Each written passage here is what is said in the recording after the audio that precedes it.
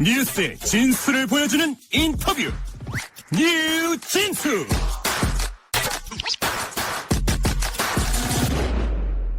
금융위원회가 오늘 시중보험사와 새마을금고 같은 제2금융권 관계자들을 불러서 가계대출 점검회의를 열었습니다.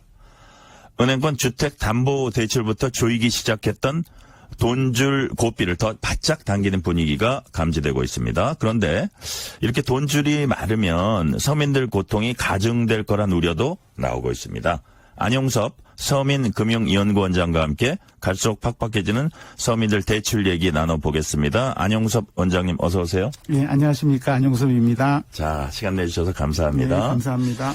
자, 요즘 서민들 살기 힘들다는 얘기 많습니다. 대표적으로 자영업자, 소상공인 얘기가 언론 통해 알려지고 일각에선 돈이 들어서 폐업도 못한다는 자조 섞인 얘기까지 지금 나오고 있어요. 네. 이런 비슷한 사례들이 어떤 게 있는지 조금 소개를 해 주세요. 그 사례들은 많죠. 요즘에 네네. 방송에 주로 이슈가 많이 되는데 예를 들어 12년간 운영했던 식당을 갖다가 네. 물가가 상승하고 손님이 갑자기 뚝 그쳐서 네네. 가게를 이렇게 닫게 돼가지고 별도 다른 어떤 일을 하면서 하겠다는 거. 네. 예전에 우리 코로나 때는 일반 학원도 그렇고 헬스장도 그렇고 굉장히 어려웠었는데 네. 그 이후에 이제 엔데믹이 되는데도 불구하고 그때에 대한 영향들이 좀 있는 것 같습니다.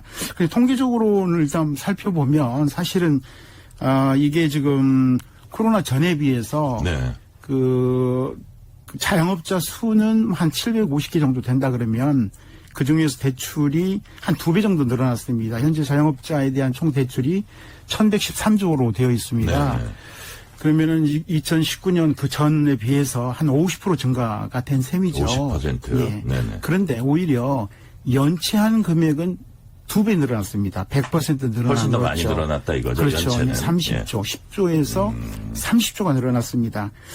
그리고 실제적으로 연체 그 대출한 그 보유 비중을 보면 여기도 한 30% 이상이 늘어났습니다. 이런 걸 보면 굉장히 어렵습니다. 그래서 이제 이런 거에 대해서 정부에서도 지원 대책을 강구는 하고 있지만 그게 턱없이 좀 부족한 그런 상황입니다. 네. 자, 지금 연체 100% 이제 늘어났다고 말씀을 하셨는데 이렇다 보니까 이제 빚 못 갚는 사람들을 상대로 불법 추심 이것도 이제 극성을 부린다고 합니다. 그렇죠. 실태 조사 결과 나온 게 있다면서요? 네, 하여튼 중요한 지표로서는 이제 금감원 자료인데요. 네. 그 불법 사금융에 대한 피해 신고가 점점 늘어납니다. 작년 2022년도에는 한 10,000건 정도 됐다면 30%가 작년에는 23년도에 늘어났습니다.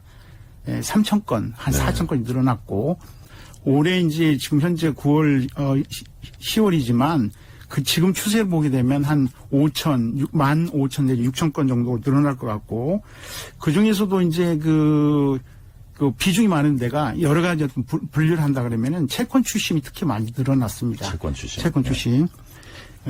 그게 한 20% 정도 매월 늘어났고 그런데 이제 일단 고금리 부분에 대해서는 인식이 좀 좋아져서 좀 줄어들었지만 문제는 뭐냐면 고금리로 신고를 해도 실질적으로 대출하는 대부를 하는 불법 사금융업자들이죠. 네. 그런 사람들은 주로 카톡이나 인스타그램을 씁니다. 예. 전화번호를 숨깁니다.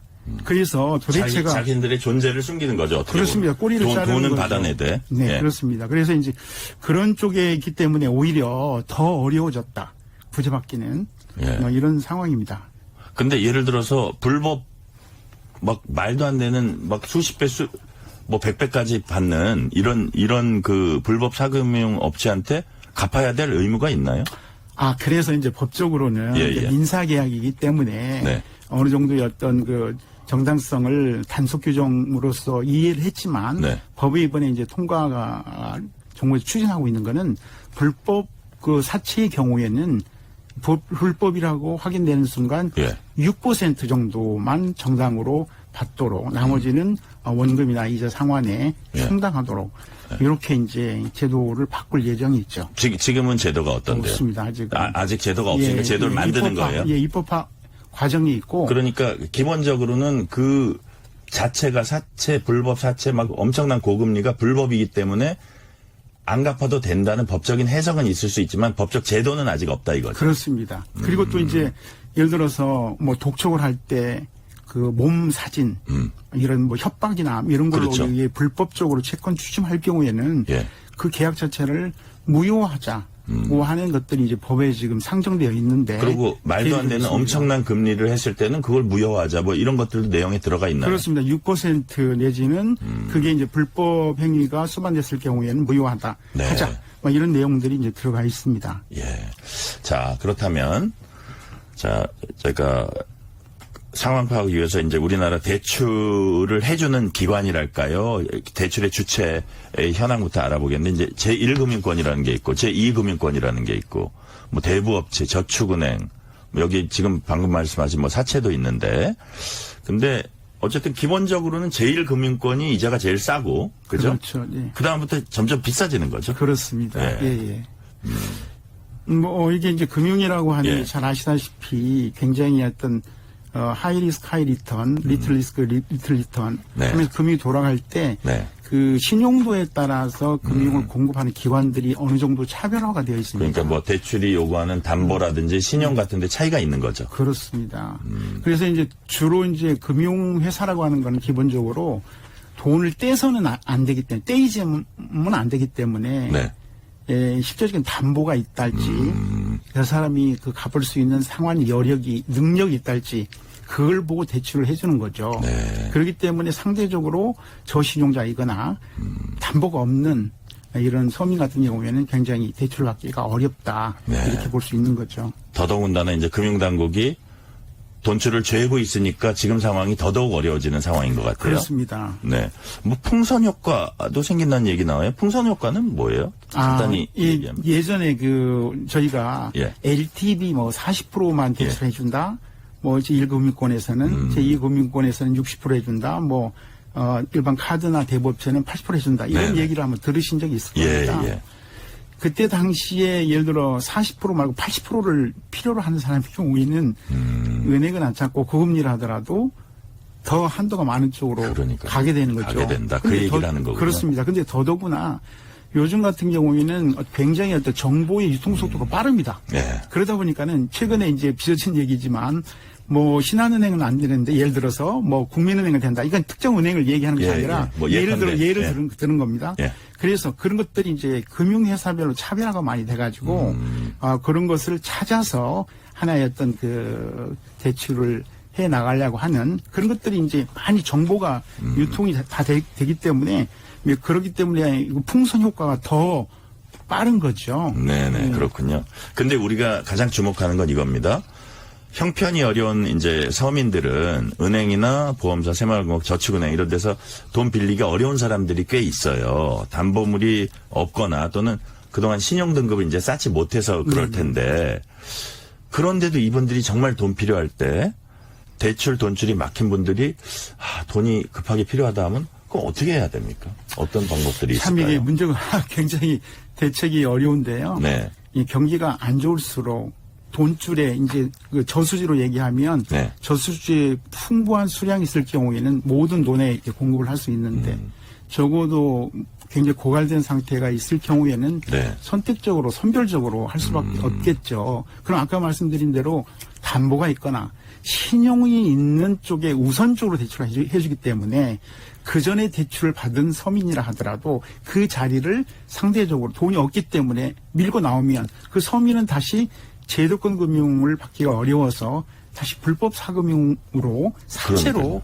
갈 수밖에 없는 상황에 처할 수 있는 거죠. 지금 말씀하신 불법 사채 이게 제도권 밖 대출 시장이잖아요. 그렇습니다. 그 규모가 날로 커지고 있다 그래요. 그 어느 정도로 추산이 되고 있습니까? 지금? 근데 그거를 말씀드리기 전에 네네. 일단 이렇게 된 원인을 한번 말씀드리면 네, 예. 사실 금리가 저희가 예전에 막 66%대도 있었고 2015년도 말에는 34.9%대가 있었습니다. 그때가 그 제도권의 마지막이라고 하는 대부업체에서 대출한 인원이 260만 정도 됐습니다. 네, 네. 근데 올해 이제 3월 달이나 작년 3월이 작년 네네. 6월 같은 경우에 최근에 보면은 그 대출해준 수혜를 받은 사람, 제도권 대부에서 받은 사람이 85만 명입니다. 예. 결국 3분의 1이 이 대출을 못 받는 거거든요. 그러면 그 사람 경우에는 우리가 이제 어디에서 하겠느냐. 뭐 가족한테 할 수도 있고 뭐 친구한테 할 수도 있고 안 된다면 사채할 수밖에 없는 겁니다. 근데 우리가 생활하면서 기본적으로 생계자금이라고 하는 거는 생계랄지 뭐 교육이랄지 의료랄지 주거라는 거는 우리가 어떤 필수잖아요. 네. 뭐 그런 사람들의 경우에는 그거조차도 어렵기 때문에 예전에 굉장히 그런 선택을 하는 사람도 있고 굉장히 어렵습니다. 우리가 평상시 생각할 때는 누가 4,000% 뭐 2,000% 대출 있을 수 없는 일이죠, 사실. 근데 그게 실제로 벌어지는 일이에요. 예. 그렇습니다. 그래서 이제 그런 부분에 대한 이해와 그런 사람들 왜 그래에 대한 어떤 자책적인 어떤 그런 거보다도 예. 그런 상황에 대한 어떤 고민도 해야 된다고 하는 거고 그게 이제 매년 아까 말씀하신 대로 불법 사금융은 계속 늘어나고 있습니다. 네. 그리고 그 금감원에서 이제 갤럽에 의뢰해서 그냥 공식적으로 이제 발표는 안 하지만 이게 사실 조사하기가 어렵기 때문에 금감원도 저희가 이해를 하는데 이용 규모가 22년도에 10조, 예. 계속 10조. 그 전에 비해서 엄청 또 늘어났고 2, 3조 계속 늘어났고 코로나 전부터 이용자도 22년도에 82만 명이라고 조사됐습니다. 코로나 전에 41만 명이었습니다. 40만 명이 늘어난 거예요. 거의 100%가 늘었네요. 그렇습니다. 아까 예. 말씀드린 금리는 계속 34.9에서 24, 그다음 20%로 낮아졌는데도 불구하고 오히려 더 그런 사람들이 낮은 금리 속에 혜택을 받아야 되는데 왜 그런 사람들은 불법 사금융으로 내몰릴까? 이거에 대한 것도 좀 기본 고민이 좀 필요하다. 그분들이 어쨌든 20% 이런 거를 못 빌리니까 거기로 가는 거 아니에요. 그렇습니다. 예. 그리고 사실 거기로 가는 게 당장 급한 불은 껐을지 몰라도 살인적인 어떤 이자 때문에 나락으로 빠지는 사람들이 많거든요. 그렇습니다. 그러니까요. 예. 그거를 어떻게 그 제도적인 어떤 정책적인 걸로 구제해주고 잘 이렇게 이끌어주는 게 사실 그 정책의 역할이라고 생각을 해요. 그렇죠. 예. 그렇습니다. 그래서 지금 그렇다면 원장님 그 규모 그렇게 한 100%나 늘었다는 얘기 이제 하셨는데 어떤 우리가 대책을 세우냐 이게 이제 문제잖아요. 그래서 그렇죠. 예. 금융당국은 이제 대출 이자를 최고 한도 정하고 불법 주심은 적극적으로 단속하고 뭐 예를 들어서 아까 그 제도화하는 거 있잖아요. 그 사채를 뭐 몇 퍼센트 6% 이상 못 받는다든지 뭐 이런 거. 이런 조치만으로는 또 부족하다. 어떤 부분이 보강돼야 된다고 보세요? 뭐든지 세상에 당근과 채찍이 필요하다고 생각합니다. 네. 지금 정부 정책 방향은 옳습니다. 그렇지만 지금 단속만 해가지고 실질적인 어떤 현실적인 세계에 극복하기는 어렵습니다. 그렇기 때문에 그 정부 자금이 한계가 있다면 민간 또 제도권 위의 어떤 대부 시장이나 민간 쪽에서도 자금이 돌 수 있는 방법에 대한 고민을 좀 해야 될 것이라고 생각이 됩니다. 네. 예. 자. 그런 부분이 좀 미흡하다 저는 그렇게 판단합니다. 그러니까 지금 말씀하신 거는 뭐 단속 일변도로 가지 말고 어쨌든 지금 서민들이 그런 말도 안 되는 이자가 있는 그 시장으로 가지 않게 네네. 그냥 적당한 어떤 감내할 만한 어떤 이자로 돈을 빌릴 수 있게 정책적으로 유도하는 게 제일 중요한 거 아니에요. 그렇습니다. 그러려면 어떻게 해야 되냐 이거죠. 기본적으로 제도권은 돈이 사실은 상대적으로 예. 많다고 보지는 않고 그리고 또 실제적으로 금리가 안 맞으면 네. 돈을 빌려준 사람이 문을 닫아버립니다. 역마진 하게 되면 역마진이 생기는데 아까 말씀드린 대로 신용이라고 하는 것이 고신용부터 아주 저신용까지 돼 있는데 예를 들어서 옛날로 얘기할 때 뭐 7, 8, 90 등 지금은 이제 세 자리로 바뀌었지만 예. 그건 저신용자 우리가 하위 10% 쪽에 대출을 하면 거의 90%가 디폴트가 납니다. 그런 쪽에 대출을 해줘라. 이건 말이 안 되는 거죠. 그러니까 뭐 누구든지 또 없애보고 망하라 그럴 순 없잖아요. 그렇습니다. 그죠? 윈윈할 수 있는 방안을 찾아야 되는데. 그렇죠. 그죠?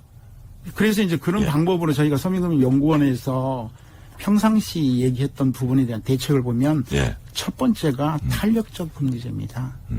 금리가 예를 들어서 20%, 24% 큰 그 서민들한테 큰 영향이 없습니다. 서민들한테는 일단 접근, 돈을 빌릴 수 있는 것이 제일이지 금리 몇 프로 이거 상관이 없습니다. 예를 들어서 100만 원을 100일 동안에 매일 12,000원씩 갚아라. 그러면 우리가 서민의 입장에서 봤을 때는 100만 원도 없는데 100만 원도 나한테 주어졌어? 나 배추 장사라도 할까? 그렇게 해서 자기 생계를 위해서 역을 해서 매일 5,000원을 번다고 치죠. 2,000원 하고 3,000원을 자기 생계를 쓴다 그러면 이 금리가 우리가 리즈너블, 합리적인 어떤 그런 가격일 수가 있는데 이게 금리로 따지면 136.2%입니다. 네. 20%를 맞추려면 그 금액이 실제적으로 만하고도 279원만 내면 됩니다.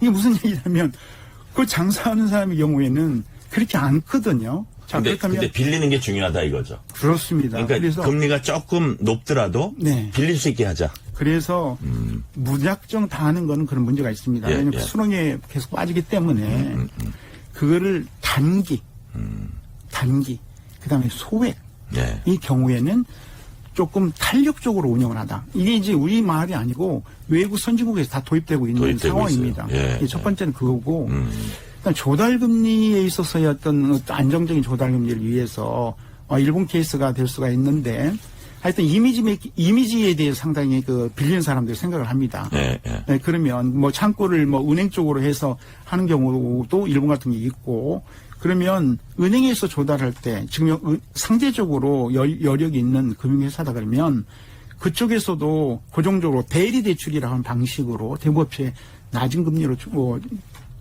해주면 대리대출. 이제 본인이 은행의 자금을 가지고 예. 은행을 가지고 대부업체가 대출하든지 아니면 실제적으로 빌려줘서 차주인 그 대부업체 명의로 하든지 간에 이게 도매금융이라고 할 수 있는데 네네. 그렇게 하든지 간에 조달 코스트가 좀 떨어져야 합니다. 뭐 그런 부분도 있고 네. 그리고 아까 말씀드린 대로 명칭 자체가 불법 사금융이라고 하는 건 굉장히 못됐는데 정상적으로 영업을 하는 대부업체들이 너무 많이 있습니다.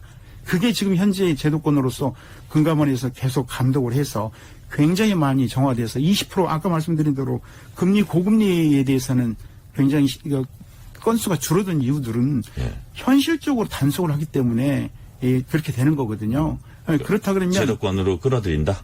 제도권에 있는 예. 거기의 경우는 제대로 법규를 지키도록 단속을 하는 어떤 대부업체 군이 있습니다. 예, 예. 우수대부업체라고 하는 것도 뭐 명칭도 쓰고 이렇게 하는데 그런 쪽에 할 때는 대출하는 사람이 뭐 정당한 제도권 금융회사다 하는 이미지를 가지고 대출하게 되면 예. 그쪽에 갑니다. 그런데 대부업체네. 그럼 그 이미지 때문에 사람들이 접근하기 빌릴 수 있어도 접근하기 어려운 뭐 그런 상황이 빚어질 수 있습니다. 이런 재반 요건을 이렇게 병행해서 하는 것도 하나의 제도의 한 그런데 거다 뭐 생각합니다. 그 세 가지 말씀하신 것 중에 그 첫 번째 그 탄력적인 이자율 그 경우에는 조금 기존보다 비싸더라도 딴 데 사채시장 빠질 사람을 이쪽으로 약간 리스크를 끌어안기 때문에 조금 비싸게 주더라도 그런 거를 좀 활용을 하자 이런 말씀이시네요. 그렇습니다.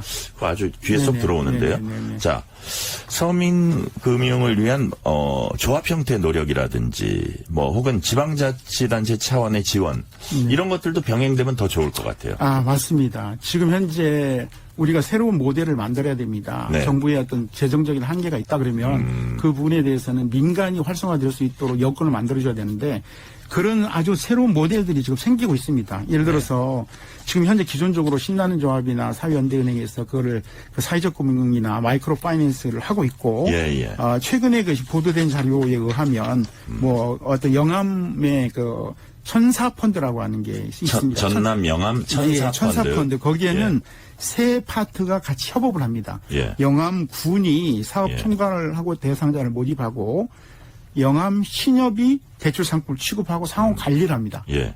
그다음에 영암 지역 네트워크라고 하는 민간 단체 기관에서 예. 재원을 조성합니다.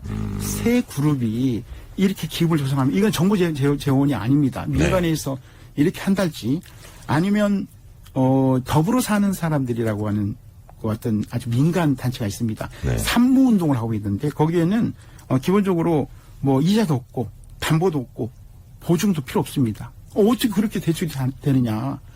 그게 가능합니다. 어떻게 가능하죠? 아, 그렇죠. 이게 믿지는 금융, 착한 금융 이렇게 되지만 민간 부분에 있어도 선의의 그 기부자들이 많이 생기거든요. 네네. 그럼 그걸 가지고 원래 제도권은 기일이 있습니다. 언제까지 갚아야 하는 기일이 있지만 서민들의 수입은 불규칙적이고 그렇기 때문에 어느 정도 호흡할 수 있는 기간이 좀 필요합니다. 그 기간 동안에 무이자를 하고 돈 있으면 갚어. 의외로 실질적인 어떤 그 부실률이 적습니다. 아, 생각보다 부실이 좋습니다. 적다. 그러니까 이게 갚아 나가는 방식이 꼬박꼬박보다 조금씩 갚아 나가다가 이자 원금 갚아 있을 때 갚고 있을 때 갚고 그렇게 좀 그것도 탄력적으로 할 필요가 있다 이거죠. 그렇습니다. 그리고 또 이제 금액도 적고 소규모로 예. 지금 현재 그 더불어 사는 사람들은 50만 원을 대출해서 필요한 사람들한테 신용등급 따지지 않고 전화로 지원합니다. 이런 것들이 많아야 되고 요즘에 이제 교회 같은 경우에도 뭐 원누리 교회나 한누리 뭐 이 교회 같은 경우에도 뭐 그 행복기금이나 네. 이웃 살림기금 이런 쪽으로 이런 착한 금융을 하고 있습니다. 이런 할 수 있으면 좋겠고 더불어서 그 부자 어떤 그 기부지수라고 하는 게 외국에 네. 영국의 이제 CAF라고 하는 체리티 에이드 파운데이션이라고 하는 데서 세계 기부지수를 발표하는데 세계 국가 130개 국가 중에 2023년도에 대한민국이 88입니다.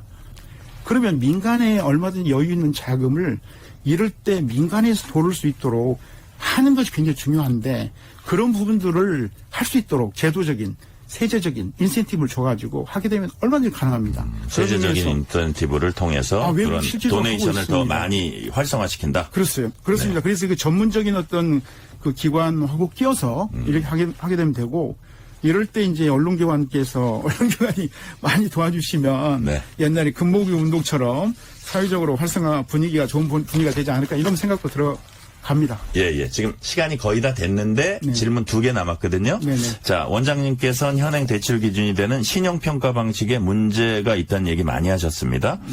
구체적으로 어떤 문제가 있는지 간단히 말씀해 지금 주세요. 서민들의 경우에는 네. 그 원래 금융 거래를 안 하게 되면 소위 말하는 신용평가 등급이 안 나옵니다.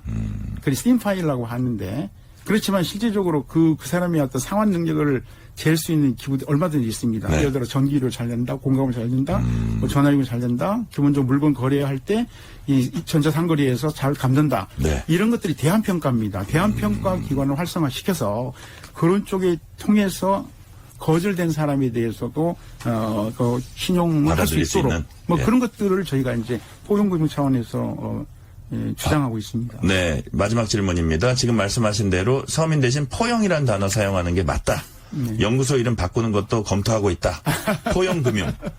왜 중요합니까? 이것도 간단하게 한 말씀 부탁드릴게요. 이건 저희가 이번에 이제 11월 18일 날 포용금융 포럼을 하는데 네. 저희가 한국의 포용금융에 대한 책자도 만들었습니다. 그 안에 보면 예. 이제는 그 모든 그 금융이 연대돼 있다. 어떤 에코 생태계다. 네네. 서로 연결돼 있다. 이 어려운 상황일수록 서로가 그 상생 내지는 예. 이런 어떤 그 서민적인 어떤 인클루시브 파이낸스 배제하지 않은 그런 태도로 하는 것이 정부 당국이나 금융회사, 민간단체에서 아까 그 얘기들이 그런 예들이 전부 다 그런 예들입니다. 네. 그렇게 해서 위기 강을 건넜으면 합니다. 네, 어려운 분들까지도 포용할 수 있는 그런 금융으로 가야 된다는 네. 말씀까지 오늘 듣겠습니다. 지금까지 안용섭 서민금융연구원장이었습니다. 말씀 감사합니다. 네, 초대해 주셔서 감사합니다.